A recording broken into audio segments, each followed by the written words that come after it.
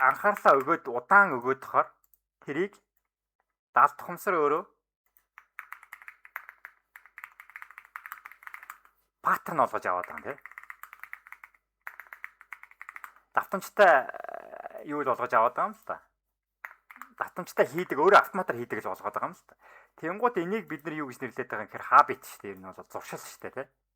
Тэгэхээр бид нар хэр эхлээд habit үүсгэхдээ яаж үүсгэж байгаа юм гэхээр нэг обжект олоод тэр зүйлийг би хийх юм байна гэдэг үүрэг даалгаврыг олоод анхаарлыг тийш нөгнө гэсэн. За энэ ч нэг ингэж бодчих. 3 үйлдэлтэй нэг юугаал ярьчих л та. Хаалган гоолгодог те. Жог хүүхэд хаалган гоолгож мэдэхгүй. Тэгэхээр яах вэ гэхээр анхаарлаа энэ юу рүү өгнө гэсэн үг те. Эхлээд би хаалганы бариулаас барих юм байна. Тэгээд доош нь дарах юм байна. Тэгээд нааш нь татах юм байна. Ийм 3 үйлдэлтэй гэсэн. За эхлээд анхаарлаа өгч хийж байгаа учраас энерги шаардна гэсэн үг те. Анхаарлыг би тийш чиглүүлнэ гэсэн. За чиглүүлээд эндээшээ удаан давтамжтай хийнэ гэсэн. За нэг удаа хаалган голголоо, 2 удаа хаалган голголоо, 3 удаа, 4 удаа, 5 удаа ингэж хийсээр байгаад нөгөөт чинь яах вэ гэхээр хийсээр байгаад өөрөө автомат паттерн болчихж байгаа. Энийг өөрөө автомат би дараа нь бодох шаардлагагүй гэсэн. За бодох шаардлагагүй болоод habit үүсчихнэ гэсэн. За habit үүсчихээр яах вэ гэхээр энэ өөрөө автомат л гэсэн. Тэгэхээр бид нар энэ дээр habit-ийг яаж арилжаан дээр ашиглах гээд байгаа юм гэхээр өөрсдийн setup байгаа шүү дээ. Setup-ыг юу болгочих шүү дээ. Ийм үйлдэлтэй байна. Ийм юутай байна гэж заагаад өгч байгаа. Эхлээд энэ чинь consciously ухамсартайгаар анхаарлаа өгч хийх гэдэг шүү дээ. За тэнгуут тэр анхаарлаа аваад дахин хийгээд тахаар нөгөө чи автомат болж дуусах гэдэг. Тэхийн тулд эхлээд чи заавал ухамсартайгаар энийг organize хийсэн байх шаардлагатай байгаа тийм л да. За organize хийхин тулд entry хийх шалтгаан, exit хийх шалтгаан, оролт хийхгүй байх шалтгаан, бүтээгдэхүүн, цаг бүх юм чинь тодорхой байх хэрэгтэй гэсэн. Бүх юм чинь тодорхой байж иж энийг дагах боломжтой болно гэсэн. Анхаарлаа өгч хийх боломжтой болно гэсэн. За бүгдийн тодорхой эхлээд болгочих юм бол яах вэ гэхээр энийг өөрөө энэ дээр авчирчин гэсэн. Анхаарлаа яг энэ зааврынхаа дагуу бичээ тавьчих болно. Чи хажуудаа юу гэдэг нь те. Скол журнал дээр тийм листтэй байж болно. Тэр листнийхаа дагуу яг дараалалаар нь хийнэ гэсэн үг те. Нэг удаа яг ийм дараалалаар хийнэ гэдэг юу ч нь байгаа. Тэгээд яг саяны зарчмаар хийнэ гэсэн. Нэг удаа хийн, 2 удаа хийн, 3 удаа хийн, 4 удаа хийн, 5 удаа хийн ингээд хийгээд ингэ гэсэн. За хэр удаан хийн төдий чинээ хурдан энэ өөрөө subconscious mind чинь юу болж орж ирнэ гэсэн. Паттерн болж орж ирнэ гэсэн. Чи тэгээд удалгүй бодох шаардлагагүй болно гэсэн. За энд нэг юм magic нэг юм байгаа даа. Энэ subconscious mind чинь түрүүний ярьсан те нохоо гэдэг зүйлийг анхаарлаа хандуулчих юм бол нохоог л чамд харуулад байна гэсэн. Хүнийг ерөөсө харуулахгүй гэсэн. Гудамжийг ерөөсө харуулахгүй гэсэн. Машиныг ерөөсө харуулахгүй гэсэн. Гудамжинд хэдэн мянган машин явж штт. Хэдэн мянган хүмүүс явж штт. Чи тэр болгоныг анзаараад хараад яваад ингэж байхгүй байгаа. Энд чи нэг юм зөөрөд өнгөрөөд байгаа штт. Тэгвэл тэр зөрж өнгөрөж байгаа хэнийг хараад чи хэнийг харахгүй байгаа. Хинийхэн царийг санах хэвээр юм. Тэ? Юуг анзаарах хэвээр юм. Тэр анхаарлыг чинь энэ фокус чинь эхлээд хартчихаар нохоо гэж чиглүүлээд чи автоматар нохоог л харна гэж чиглүүлчих юм бол эн чинь чамайг нохоог л фильтрдэж өгöd гэсэн. Далд томсрын өөрийнх нь паттерн гэсэн. Нохоо хаана явж ин тэрийг чамд харуулад байна гэсэн. Чи яг тэр нэг нохоог харъя гэж хараагүй зүгээр л чамд юу гэдэг нохооноос өөр зөндөө юм болж байгаа л да. Гэхдээ нохоог л харуулад байна гэсэн. Тэгэхээр эндээс нэг санаа авч болохоор байна.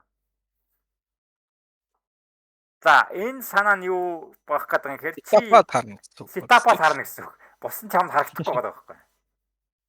Сетапт нь чамд харагдана.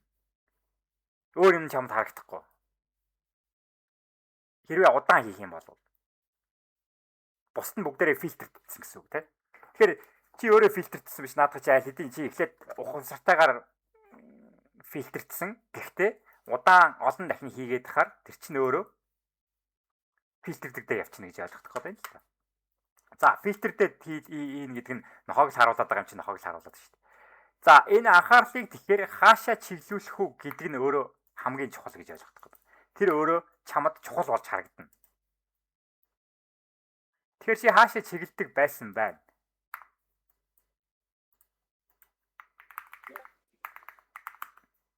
Хаашаа чиглэдэггүй байсан. Мөнгө. Мөнгөнд л анхаарлаа хандуулна. Мөнгөрөө чиглэдэг байсан учраас энэ чи юуруугаа чиглэхгүй байгаа шүү дээ. Арилжаараа чиглэхгүй байгаа шүү дээ. Мөнгөрөө чиглээд шүү дээ. Тэгэхээр subconscious mind чинь чамд юг харуулдаг юм хэрэг мөнгө л гэдэг шүү дээ. Бусдын нэг setup чи ерөөсөөр харагдахгүй байгаа шүү дээ. Тэгэхээр одоо энэ анхаарлыг чи удирдах сурчих юм бол хааш нь чиглүүлэх гэдгийг чи удирдах чадвартай болчихж байгаа гэж ойлгох гэдэг байхгүй. Тэнгуут чи энийг setup руугаа чиглүүлэх гэдэг шүү дээ. За би энийг хаашаа чиглүүлсэн гэхээр process гэдэг зүйлийг чиглүүлсэн болж харах гэдэг юм л да. Процесс гэхээр арилжааны процесс гэсэн үг. Ямар дараалалаар юуг яаж хийх юм, ямар одоо юу гэдэг setup-ыг яаж ямар загварын дагуу хийх юм гэдгийг хийцэн гэсэн үг те. Тэнгуутаа тэр процессоо загварчлаад юу болгоод нэг юм үе шаттай болгоод тэр үе шатаа дахин хийцэн гэсэн үг те. За энийг дахин ингээд давтаад хийсээр байгаад subconscious mind-д оруулаад галд ухамсарт оруулаад паттерн олгочхоор энэ ерөөсөө юуг харахгүй байгаа байхгүй. Мөнгө төгрөг DP орж гин үү, stop loss авж гин үү ерөөсөө харахгүй байгаа. Энэ юуг хайгаад байгаа ингээд процессыг хайгаад. Процесс хийгдэх тэр setup-ыг хайгаад. Setup ч байна уу, setup байна уу. Тэгэхээр мөнгө тийм сонирн биш учраас яаж сонирн биш болсон гэхээр анхаарал нь шал өөр дэшээ явцсан л байгаа. Анхаарал нь юуруу л явцсан л байгаа юм л та. Процесс руугаа явцсан. Тэгээд энийгээ дахин хийгээдсэн учраас нэг тийм stop loss захиулахад нэг тийм асуудал байхгүй болчихж байгаа. DP авахд нэг тийм асуудал байхгүй болчихж байгаа. Өөр setup ч юм уу эсвэл өөр нэг юм үсгээ тэрийг шууд өнгөрөөгд харчиж байгаа. Тэ? Энэ зөвхөн өөрийнхөө setup-ыг л хайгаад байна гэсэн үг. Тэ? За ийм анхаарлыг удирдах сурах чадвар нь өөрөө энэ дотор байгаа юм тэ. За удирдах сурчих юм бол энэ анхаарлаа аваад энэ анхаарал нь сарнаад алга болонгууд түрүүний reference point гэдгээрээ дуудаж жагаад ийшээгээ чиглүүлээд хийдэг гэсэн. Буцаагаад анхаарал нь сарничингууд ийшээгээ татчихагаад ийшээгээ татаа чиглүүлээд хийдэг гэсэн. За буцаагаад нэг мөрөөдөл мөнгөтэй болоод ийшээгээ татчихагаад ийшээгээ чиглүүлээд хийдэг гэсэн үг гэж ойлгох гэдэг юм л. Тэгэхээр процесс руугаа мартах гэдэг ангууд алдаа хийж байгаа гэдэг ч юм уу. Энэ дотор нэг бүх алдаа малдаа ч байгаа даа шүү дээ. Тэнгуут нэг энэ чиглүүлдэг газартаа энийг ийшээ сарнаад алга болонгууд ийшээ чиглүүлж байгаа ийшээ татаагаад гэсэн үг гэж ойлгох гэдэг юм л.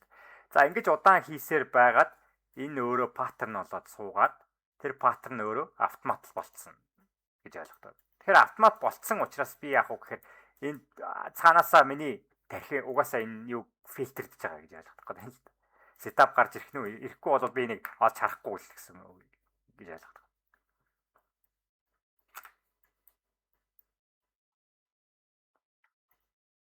За. Тэр ашиглаж болохоор систем юм шиг байна.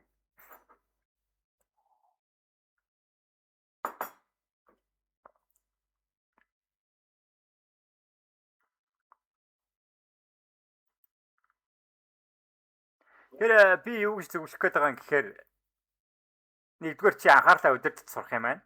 Анхаарлаа чи хаашаа чиглүүлэх үү гэдгийг чи өөрөө удирдах сонгож сурахгүй болохоор наад анхаарал гэдэг зүйл чинь хаашаа чамаагүй өсчээд алга болно. За өсчээд алга болоод байгаа учраас татаж авчираад ажил руугаа энэ журнал руугаа жишээлбэл журнал би бичих амар дурггүй байсан байгаа байхгүй.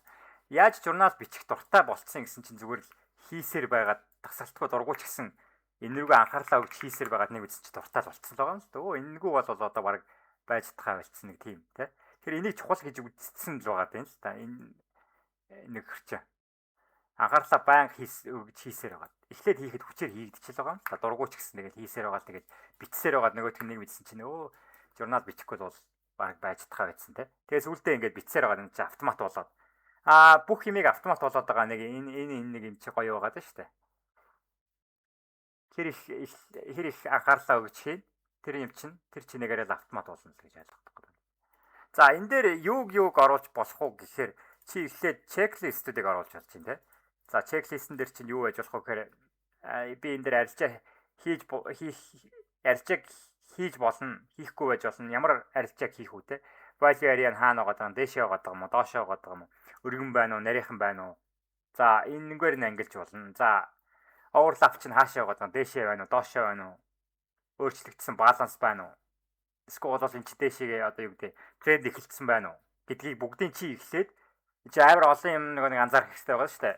Эднийг эхлээд чи чеклист чиг юм юу болгоод категори таг болгоод эхлээд эннийхээ дагуу хийх юм бол арай давтаж хийхэд арай амархан байгаа. Санж хийснээс илүү бичсэн байгаад тэр бичснээ энэ дээр тийм үгүй гэдэг нэг юм чеклисттэй тэрийгэ тиклээд явсан хамаагүй амар байгаа даа. Эхний ээлжинд бол автомат болтолно гэсэн үг шүү дээ. За автомат болсон хаан чи тэрийгэ чи угаас автомат л чи энийг заавал бүгдэх шаардлага байхгүй. За энэ дээр acceptance болсон уу, rejection болсон уу ч юм уу те. Энэ арилжаа хийж болохгүй таагийн дотор чи юу байх вэ? Энийг арилжаа хийгээд дими энэ өстө болдгүй юм байл, энэ болд юм байлээ гэдэг нэг юм таагууд үүсгэх гээд байгаа байхгүй. За энэ таагуудаа үүсгээд яах гээд байгаа юм гэхээр энэ дээрээ чи одоо журнал дотор ч нэг юм арилжааны таагууд байгаа даа шүү дээ. Тухайн үед энэ арилжаач хийгээд ямар арилжаа байсан, баланс байсан, энэ value area нь хэр хаашаа чиглэлсэн байсан, хэр өргөн байсан, энэ acceptance байсан юм уу, rejection байсан юм уу. За ямар бодол орж ирсэн, ямар emotion орж ирсэн, бүгдийг тааглаад яваад байгаа гэсэн үг те. Тэгээд энэ таагийн дундаас авчирж хагаад тэр үүсгэсэн таагийн дундаа юу гэдэг таага яг саяны юутай ижилхэн гэсэн үг. Энэ анхаарлыг татж байгаатай ижилхэн юунуудын татаад байна гэсэн үг. За энд янз бүрийн таагууд байгаа дээ те.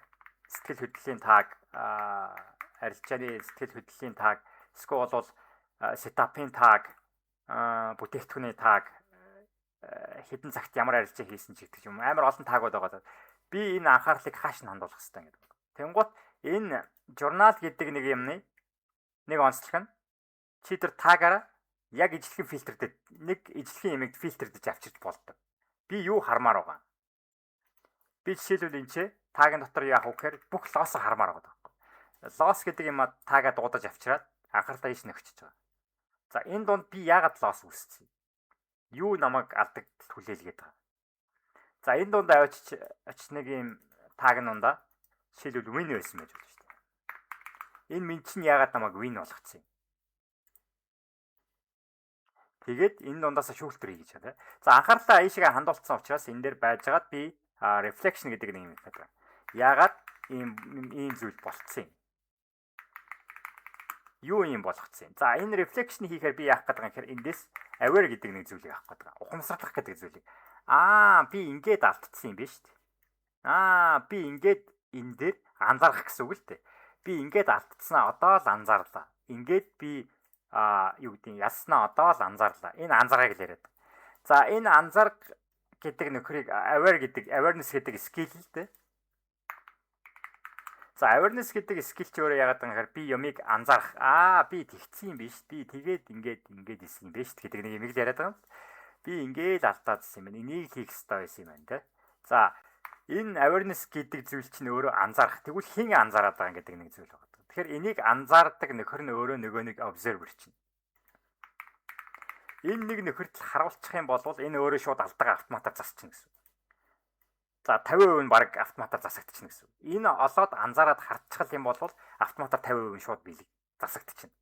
За нөгөө нэг 50% нь анхаарлаа өгч хийсээр байгаа алдааг нь засч болно те.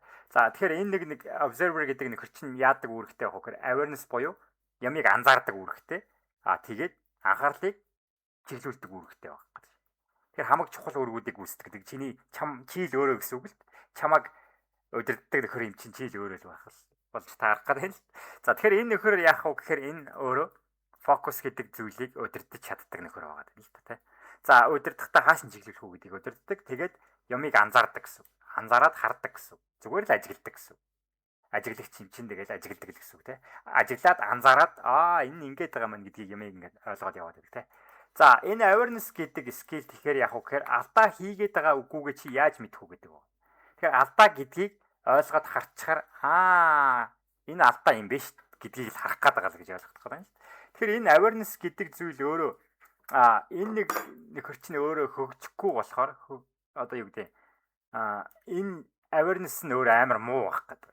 Ерөөсөө ямиг ажиглаж чадахгүй гэдэг тийм. Ямар алдаа хийснээ ойлгож чадахгүй. Яагаад энэ юу чинь одоо энэ хийж байгаа юм чинь болохгүй байгаад яагаад болоод байгаа гэдэг ерөөсөө олж харж чаддгүй байх гэдэг юм л. Тэгэхээр эхлээд олж харуулахын тулд эхлээд анхаарлын тийш нь чиглүүлж хагаад тэн дундасаа ухаж хагаад энэ ингээд ингэсэн байж магадгүй юм байна. Тэгвэл энийг өөрчлөөд үзье. Тэрийг өөрчлөөд үзье гэдэг нэг ямиг хийдэг нөхөр болж таарах гэдэг байхгүй. За энэ хэсэг ойлгоод байна уу?